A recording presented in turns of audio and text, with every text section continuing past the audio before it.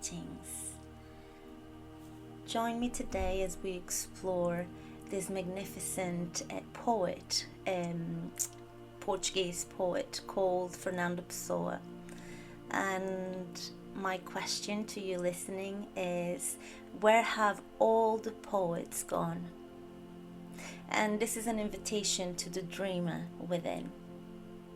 So Fernando Pessoa, he wasn't just a simple poet. He was a constellation scattered across the sky of Portuguese literature.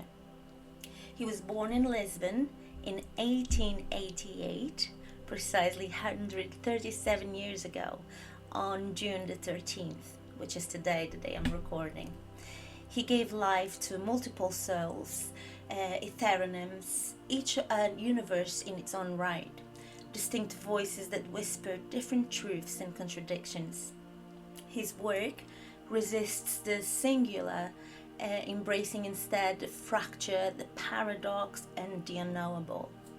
His writing, part prose, part poetry, is a labyrinth without exit, inviting us to lose ourselves, to find ourselves, or to just be lost and found simultaneously. To understand Fernando Pessoa is to step into Portuguese literature's shadowy corridors, where language folds back on itself and reality blurs into a dream. His prose pulses with poetry, fragmented, hesitant, a breath caught between meaning and silence. In his book, the Book of Disquiet, he maps the architecture of solitude, the endless interior landscapes where selves dissolve and multiply. Here, identity is never fixed. It flickers like a candle in the dark, both present and absent, alive and unreal.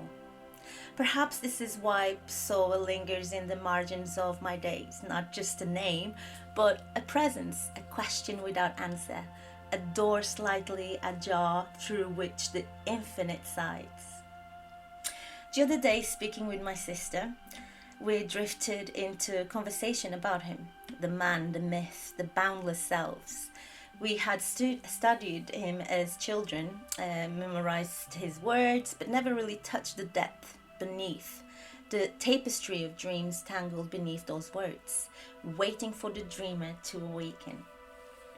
As a young girl, my friends used to call me Fernando Pessoa, half jazz, half recognition, because I was always chasing fragments of something that wasn't seen, scribbling verses in cafes like a ghost chasing shadows. I watched the world around me, the costumes of strangers, smiles like brief flickers of flame, sadness hidden behind eyes like ancient ruins, the scent of coffee curling in the air like smoke from a forgotten fire, distant songs that slipped between moments. I sank into those moments, a river without source or end, flowing through the spaces Pessoa traced, a door cracked open onto the boundless, or perhaps nowhere. To be understood is to prostitute oneself. Understanding, I learned, was a trap. Better to remain unknown, to keep the many selves folded inside, like secret letters never sent, like voices whispering in a room with no walls. The dreamer is never singular. Within me, many eyes breed, tremble, dissolve. The poet, the skeptic, the child, the philosopher, all drifting in a vessel sailing seas that might not exist, on currents that flow both backward and forward in time. I am nothing. I'll always be nothing. I can't want to be something, but I have in me all the dreams of the world. To dream is not to escape. It is to fracture the self, to scatter it like light through a prism, endless, elusive, boundless, to multiply the silence between thoughts, to find presence in absence. I found an old journal recently, and its pages worn and bleeding memory. I traced those ghosts again, faces, moments, words like fragile glass shards, and the past shimmered with the new light. I felt compelled to write this, a summons to awaken the poet waiting silently in us all. Where have all the poets gone? Perhaps nowhere, perhaps hiding in the corners of our hearts, waiting for us to look sideways, to listen sideways, to dream in sideways light. We must not forget people like Fernando Pessoa, or we can call them the wanderers within, for they lead us inward, not outward, to rooms behind rooms, cells behind cells, where the soul's map is drawn in shadows and light indistinguishable. The value of things is not the time they last, but the intensity with which they occur. That is why there are unforgettable moments and unique people.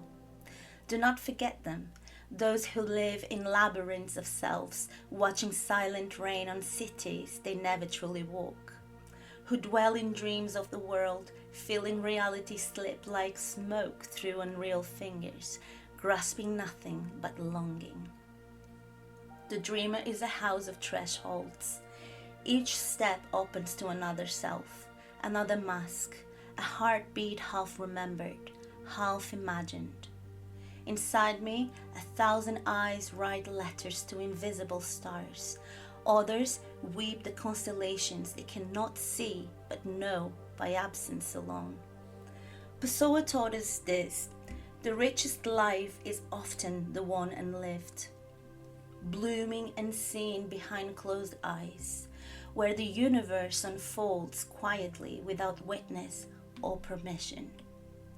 To dream is to multiply, to shatter the monolith of self and scatter it like stars across the inner night. I walk among these fragments, greeting strangers. I call myself. I am all. I am known. We must remember the poets who charted the soul's labyrinth. Remember Pessoa, his pen, a compass pointing inward, deeper and deeper into the paradox that holds us whole by breaking us apart. To forget them is to forget ourselves, the dreams they dreamt, the tears they shed, still waiting to be understood. Let us be dreamers with eyes open to the inner sky. Let us cherish the impossible. To fully know ourselves is impossible, and that is our beauty. The truest cities we wander may never touch earth, but live forever inside us. In multiplicity we are not lost, we are vast. Somewhere perhaps Pessoa smiles from a window in that secret little city, watching us pass by. Let us be the dreamers who refuse to forget. Let us awaken the poet within, the one who sees infinity in a single moment. For to be great, be whole, nothing that's you should exaggerate or exclude. In each thing be all. Give all you are in the least you do. And so this is an invitation to dream, feel and be whole. Where have all the poets gone? They are here. They are us. Let us begin. And so it is.